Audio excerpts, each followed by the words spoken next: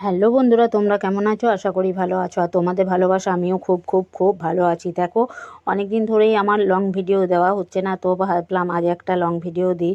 তো দেখো, এটা আমি কি বানাচ্ছি। এটা হচ্ছে, দেখো আজকে আমি আমের আচার বানাচ্ছি, একটু ভিডিও করলাম তোমাদের সামনে তুলে ধরবো বলে। আমি কিভাবে আমের আচারটা বানাচ্ছি সেটা দেখো।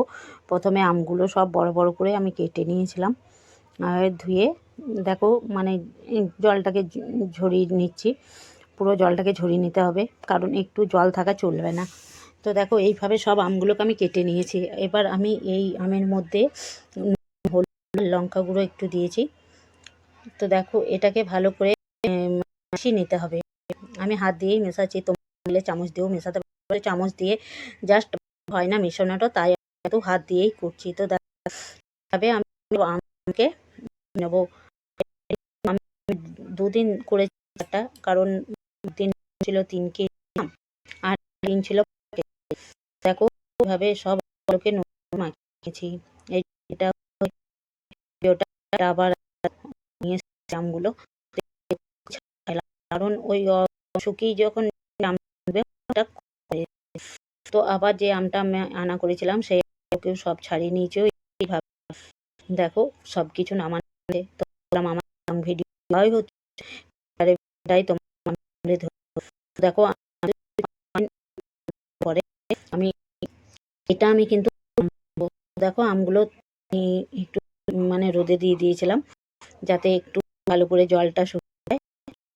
আমি তেল আম করে দিইনি, তো দিয়ে ভালো করে আম মেলে দিচ্ছিলাম, যাতে শুকিয়ে বলতো মানে ভালো থাকে থাকবে নাই। বছর 3 থাকলে কোনো কিছু আমি এখন জাস্ট মানে শিশি ভরে এগুলো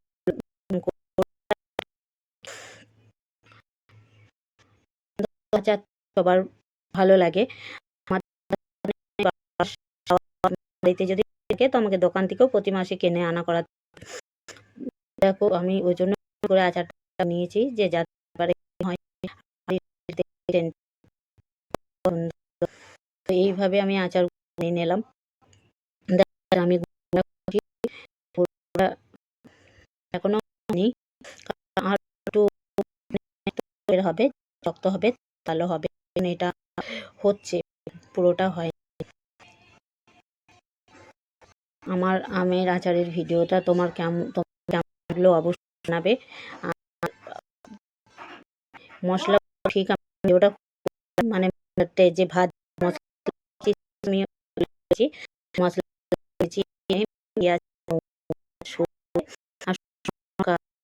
জিরে ভেজে পরে গুঁড়িয়ে দিয়েছি। মশলা ভিডিওটা আমার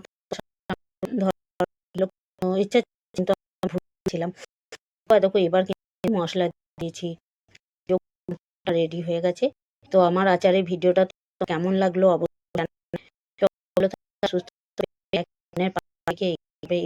আমি আমার আচারের ভিডিওটা লাগলো তোমার অবশ্যই